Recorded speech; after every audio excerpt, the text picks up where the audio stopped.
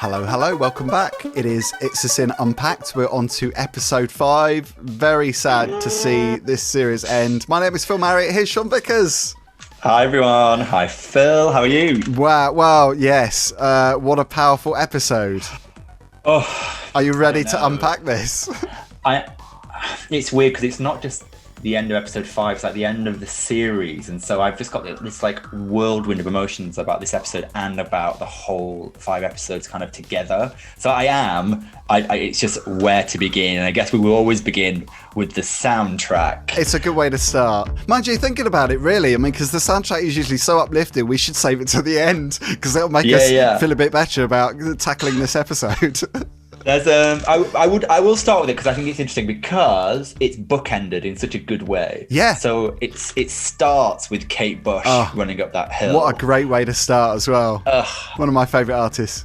That song is playing and those lyrics are playing just as you see Richie's struggle, and it's bookended at the end with Everybody Hurts by R.E.M. And so there's very little soundtrack in the actual episode. Yeah, definitely no pop bangers, as it were. I mean, the pop bangers, they're not kind of like Hazel Dean or anything, because obviously that, episode 1, very, very different setup to the story. This is obviously more poignant and sad. But we've got the Penguin Cafe Orchestra tune as well during the phone call scene, which I think it's just 3 tracks, isn't it, this one?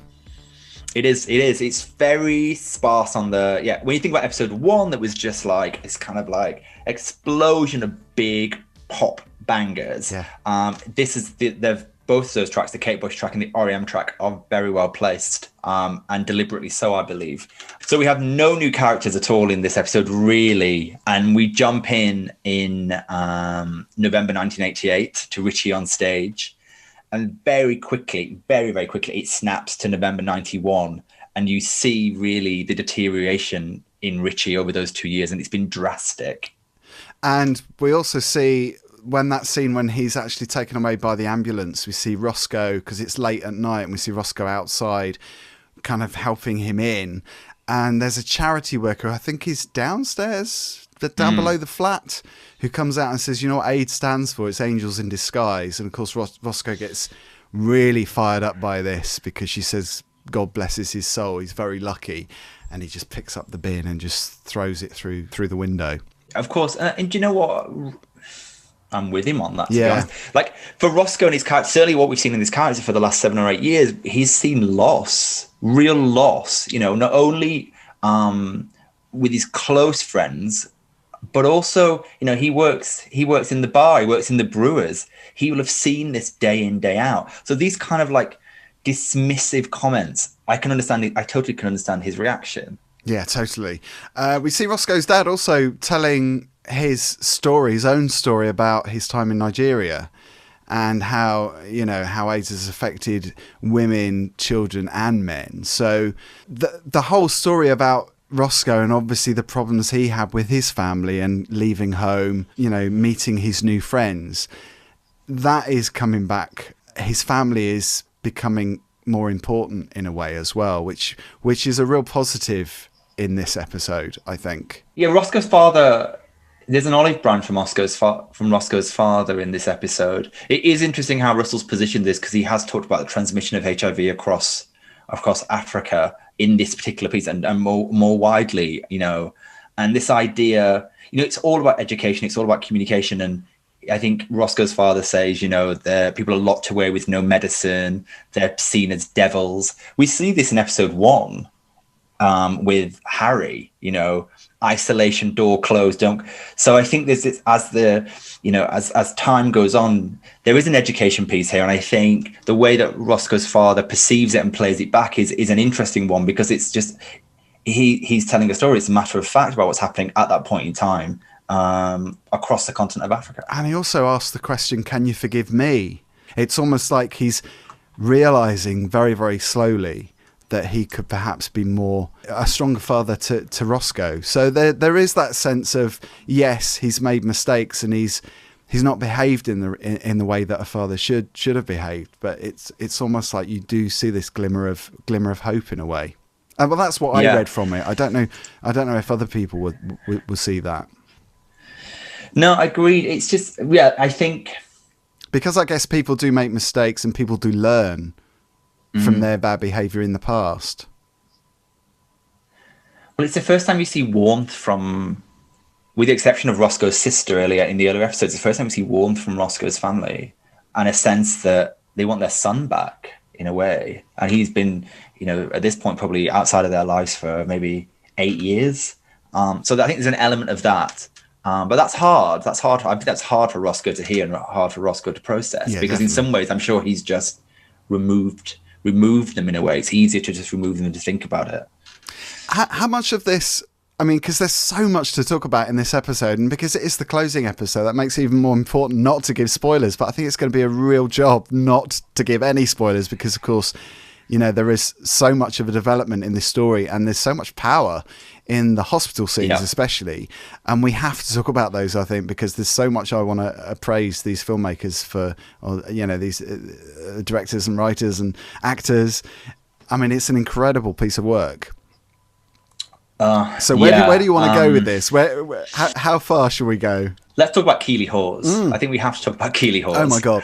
If she doesn't win a BAFTA for this, let's just say I will just be so annoyed and I'll be fuming. First of all, it's how it's filmed. So hats off to the director and the team around it, because the way the camera follows Keeley Hawes around the hospital gives it this sense of this pace. Wow. This kind of, it's a lot. You see the camera watching her shoes clipping along the floor, and you just sense this real anger and fear and anxiety. There's so much power in that scene. You're right, because the camera follows her around, and there's that brilliant moment where she barges through a door and it's an empty corridor, and she just stands against the wall, almost catching her breath, trying to comprehend what's going on. And you just see her buzzing on the buzzer, going through the door, and business as usual, kind of like, let's get on with this. And it's such a brilliant scene. It's so powerful. What I found really interesting was the way people process information and the way that's translated into their emotions and behavior. So you have a very different approach from Clive and Valerie. And I think what you get from Clive originally is a sense of shock and denial, and then a sense of kind of like, I'm going to get this sorted. But then very quickly he gets to a point of acknowledgement of what is going on. Whereas with Valerie, you get the complete opposite. So the finger pointing is out. She basically blames everyone except herself for this. The finger is pointed everywhere.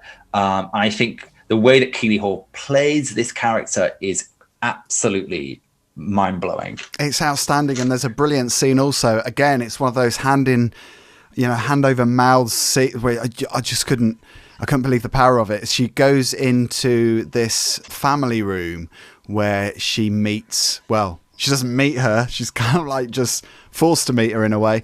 One of the other patient's mothers walks in, and brilliantly played by Ruth Sheen, who I just adore as an actress. She's been in a lot of Mike Leigh films. Vera Drake, she was in Another Year. Yeah, she's an incredible actress. In some ways, you can totally admire the way she behaves in this scene, but it's so brutal how she behaves with Valerie. And she's basically saying, you didn't even know your son was gay. It's like, who were you looking at? Who this is your son. You were living with him. What were you seeing? And she's so brutal with her delivery in that scene. It's incredible. I think, there's those two lines where the first one is, it's one of those lines that will stay with me, which was, what the hell were you looking at? Yeah. And then, this idea, because she's just a mother on the ward, and clearly she knows everyone else on the ward. That's essentially, as does Jill. Jill's walking the wards, she's sitting with people, she's being that missing family, and all the mothers are doing the same. And I think it doesn't take a lot to trigger that mother, and she really does come for Keeley Hawes in quite a brutal way. But isn't it interesting, because you would think a mother would know their son, because there's that, that cliche, that famous catchphrase, oh, mothers always know, and in some ways they do. But I guess it's that whole kind of, again, it's the denial thing, isn't it? Of not necessarily the son that she wanted or dreamed of, was trying to kind of make him somebody else. But that happens so many times. And it's so true, because there's that brutal honesty from Ruth Sheen's character. It's like, what the fuck are you looking at? Who are you looking at? Because that wasn't your son. You didn't know him. And that in itself is is almost as shocking. It's like, oh, you know, this 27-year-old person I don't even know, because I wasn't aware of the lifestyle that he was leading. I wasn't aware of the person he was. And I think that's just as heartbreaking, I think. But there's something interesting there, Phil, because and it comes out a little later, but at some point Valerie has a weird jealousy about Jill, because she somehow feels that Jill knows all of this and she should know it, and there's a weird jealousy that forms between Valerie and with Valerie about Jill, not the other way around, obviously. And I think that comes down to, you know, it comes to it later, this, and we've talked about this in all the episodes, the construct of the Tozer household that means that Richie cannot be himself, and that means that there is some form of parental shame that has been put onto Richie, that means that he could never really be his genuine, he's kind of like his authentic self at home, at all. And no matter who's telling Keeley Hawes' character in this, whether it's Jill or whether it's the other mother or whether there's a complete denial. And I think the interesting thing I have is these blocks of emotions. There's a lot of denial. There's a lot of kind of jealousy. There's a lot of kind of blame. It's interesting, but it's all outwards from Valerie's character. None of it, she doesn't take any of it on board, probably not until towards the end, where she suddenly has an acknowledgement of, I've not done this the right way. But in that scene in the hospital, it's like a pressure cooker. Oh my God. Nothing's going to land. Nothing's going to land in her mind. I mean, that denial is really unsettling as well, because there's that moment where she turns to Ash and Jill, and she says, and she's laughing, and it's kind of a maniacal laugh, isn't it? She's saying, you're all very young, you should see your faces. And it's almost like, oh my God, you really, in a way she does know what's going on, but she's trying not to admit that she does. It's terrifying, actually. And again, I think there's a couple of things that need to be flagged here. You know, in the previous episodes we've talked about this idea that boys just go home and they never come back to London, and that comes through Richie's agent, you know, earlier on in the series. And you get the same narrative playing out. And there's a very interesting scene with Richie and his mother where he's saying, who knows what's going on? I want people to know. And you know that no one knows. And you know that what is being played out to the neighbours or to family is that it's cancer, or it's pneumonia, or he had a problem with his heart. And, you know, all of this is kind of, it kind of hinders that education. It's that misinformation, and it is underpinned by shame. And I guess also they say that you hurt the ones you love the most. Not that Valerie loved Jill, because she obviously wasn't that close to her, but Jill had done so many great things for Richie and was his rock, you know, in so many ways. And there's that moment where Valerie says to Jill, you're a monstrous big bitch, which again was, I just couldn't believe it was happening. It was so powerful, so dramatic. But it's that, isn't it? It's that, you know, it dawned on her, the reality was there, and she was lashing out at other people, and those were the people that were the most important people to Richie, and she was almost blaming them. And there's a great scene also where she's charging down the hospital corridor. I don't know if you remember seeing it, but Ash is standing there, and it's just before she goes back into Richie's room, and Ash almost like falls into the door, and just lets her go through. It's like this real fear that you know, his mother is just like this, almost like this firework going off. But you know, the interesting part there is, you know, there is this element of, and Jill does this monologue at the end, which is incredibly powerful, which is around shame and is around, for many people, they felt like they deserved it. Yeah. And when Richie sat on the bed, he's kind of like, I'm sorry that I've done this to you. He's not thinking about himself. He's thinking about his mother, because he's a bit like, I've done this to you. And I find all of that just quite heartbreaking. But you're right, the way all of the characters play the scenes in the hospital, I think it's a flawless bit of acting across the board. And also, I have to mention the scene in his bedroom, which of course is his childhood room. There's so many elements of that, again, that were really distressing as well, because she puts on one of his records, which he used to dance to when he was pretending he was a mouse when he was 5. So again, it's harking back to his childhood, that safe room, you know, the Watership Down book that his dad is reading to him. It's almost like they're trying to make him this young boy again. And again, that was very upsetting. And also that conversation that he had with Valerie, his mum, as well, where he's saying, you know, he's talking about all the relationships he had and those flings that he had, and saying that it was all so much fun. And you can see that in a way she does understand, because it feels like she's trapped in this unhappy relationship and she hasn't had that opportunity to get out and enjoy her life like he has. And she turns to him and she says no, and it's almost like, again, she's brushing it under the carpet. She's saying, I do understand, but I'm not going to comprehend it. I'm not going to admit that I do. And again, it's that dishonesty in a way, because she's scared to admit that, which I found really, really upsetting, actually. Really powerful again. Agreed. Yeah, that scene. They're playing like a mouse. I think a mouse in the chimney, whatever it's called. I can't remember what it is. You know, in old Amsterdam. Yeah, there is kind of like a harking back to when things were pure, when things were untouched, and that whole scene is really, really questionable. Like the behavior, and then this whole idea that, you know, Jill really just wants to see Richie, and this whole idea that the mother is stopping her because she's had too much time with him. And it's this jealousy. Yeah. You've had all this time with my son, you're not allowed any more time. So there's some of these weird emotions and behaviors play out. And again, the episode is 45, 50 minutes, but it transmits and translates so much information about the times. I find it absolutely incredible, really. Yeah. How did you think it ended? Because I think it was with all things considered, I think it was brilliantly wrapped up. They did this thing, you know, that trick where when you've got something similar, a similar drama where they touch on old scenes and they play out, you know, the joyous moments of what's happened before. And again, that tugs on the heartstrings, because it makes you realise how brilliant these characters were and how much you love them in a way. Because, I'm going to miss this series so much, because these characters really did leave a special place in my heart. I know that sounds really sappy, but it's true. No, it's so really true. Fond of them. You know, I think, you know, that whole scene on Hampstead Heath where Richie's performing is so touching. Yeah. It's kind of it's almost like a glimpse back to episode 1, where there was no concerns and there was no worries, and it was just 5 18-year-olds moving to London. You know what I mean? There's a little glimpse. It takes you back to that point.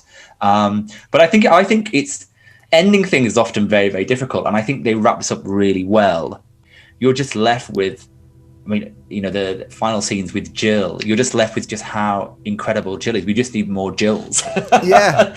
Just incredible, you know. And what I can say from like the response, I think, from the community has been incredible about this TV show. I've never seen for such a long time everyone come together the way that they've come together certainly across social media around this show. It's incredibly important, and it is very different to Queer as Folk. Very different. It's not meant to be Queer as Folk. It's very different. Yeah, I'd absolutely agree. And I think it has actually touched a lot of people's lives. And I think people have resonated with it because, you know, again, like we said earlier, it's a very difficult story and a very difficult thing to package up in just 5 relatively short episodes, because there's so much you could talk about. But I think what Russell's done, and the director Peter as well, I think they've managed to touch on the really important things and maybe not dwell on them too much. I mean, you know, you could say with this episode, maybe I wanted to see how the sister behaved more, because you don't really get that sense of her, I don't know, feeling regret or you know, I mean, yeah, again, I can't talk about it too much, but you mean Lucy? Yeah, I guess she wasn't really a big, you know, a big character in this story. Maybe, I mean, she was obviously an important part, but I think she signposts that Richie's the favourite. Yeah. Her role is almost to signpost that Richie's the favourite. And so, like, when he comes back to the Isle of Wight, she's a bit like, oh, you're back, it's all going to be about you, isn't it? Like, she signposts all of that. But there is, you know, you do see her touched by the situation. Again, I suppose it's that jealousy, isn't it? And jealousy, you know, the Green-Eyed Monster, it rears its head in this episode more than the others, I think. But also that sense of making mistakes and maybe not behaving the way you should. And again, you know, if there's anything that this episode leaves me with, it's making the most of your friends and making especially family relationships as well, because, you know, that could be a tricky thing for so many people, especially queer people. I think, you know, I think people do feel touched, and they feel really sad about things that have happened in the past. And I think, you know, that's obviously why this is so difficult to watch, but so important for so many people to watch, because it does bring up those feelings of the past. And these topics need to be discussed. You know, it's important that they're there. They need to be discussed. They need to be flagged. And we talked about this in episode 1. There's an education through these 5 episodes across the United Kingdom and across wherever this airs, because it's so important. You know, so there is. I think what Russell has done is actually really important.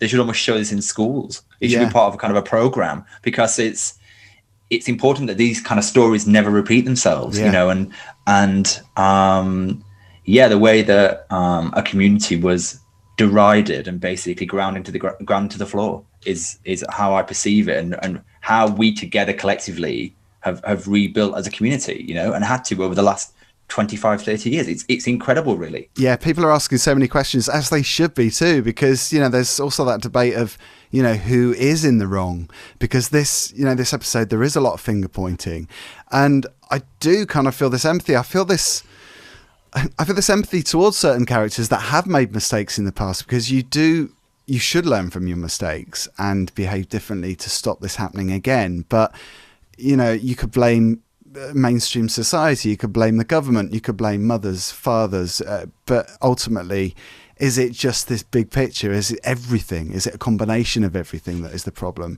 rather than one specific act or action? It's hard to say, isn't it? Yeah. And I'm sure for our regular premiere viewers, there's a lot of chat. There was some very amazing chats we've had in the live discussions. I'm sure this is something that is being discussed at the moment. It's very hard to say, isn't it? I mean, there's an interesting point that I probably want to close out with, and it was a sentence, and it's just a poignant one, because we talked in the last episode about Jill Nalder, who is the real Jill, and she basically said in one of the interviews, if we had had heterosexual boys dying in these numbers, there would have been an uproar. And I kind of just want to pose that, because I think that's very true. We were stigmatized, and it's kind of awful. And you think, you know, we talk about Roscoe's dad in episode 4, when suddenly he's saying, oh, you know, women are catching it, anyone's catching it, and suddenly people are caring. Yeah. But actually, when this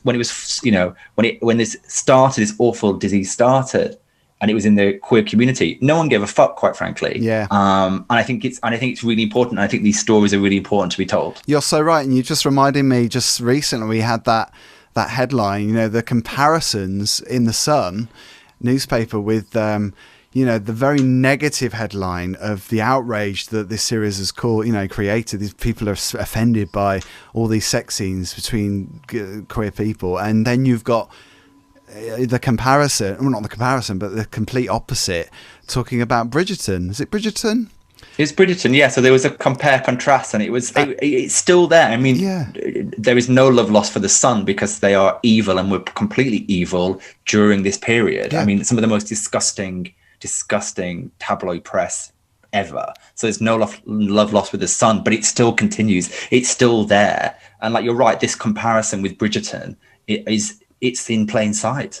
And it just shows you... It's just in the last 2 weeks, it's in plain sight. Yeah, and we're not surprised by that coming from the Sun, but it's a shock that it's still happening in 2021. But, you know, there's still so much work to be done. And, you know, there's people that say, why are you having pride marches? And that's one of the reasons why.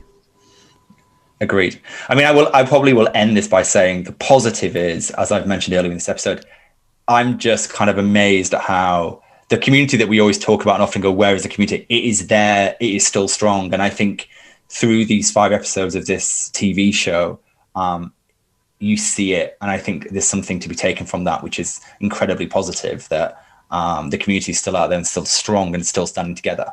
Absolutely. I couldn't agree more. I'm really sad that this has come to an end. We are going to continue doing more reviews, but obviously it's a sinner's finish. Let us know what you thought about it in comments. If you're watching this in the premiere, hopefully you've given us some comments in chat as well. And we thank you as well for watching, because we've had such an amazing response, some really nice feedback, some really nice views as well. I mean, the episodes have done really well in terms of hits, which is brilliant, more than we ever dreamed of.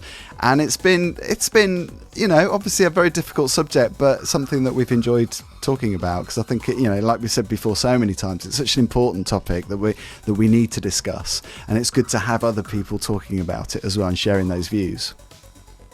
Couldn't agree more. Thank you so much. It's been an absolute pleasure. Thank you, Phil. Thank you, Sean. Are we going to give it a 5-star? Because it's a 5-star from me. Of course, it's a complete 5-star. It seems it can't be anything else. Yeah. It's just, you know, I was just thinking, you know, as I finished it the second time around, when am I going to watch this again? And I may need a little bit of time, but it is something that I will go back to because it's brilliant. It's just really brilliant. Buy the Blu-ray. Actually, the link is down there for the Blu-ray. If you do want to revisit it. Thank you all for watching. And don't forget to subscribe, because we are going to be back for more movie reviews and TV reviews for other titles. And we'll hopefully see you there. See you next time. Stay safe, everybody.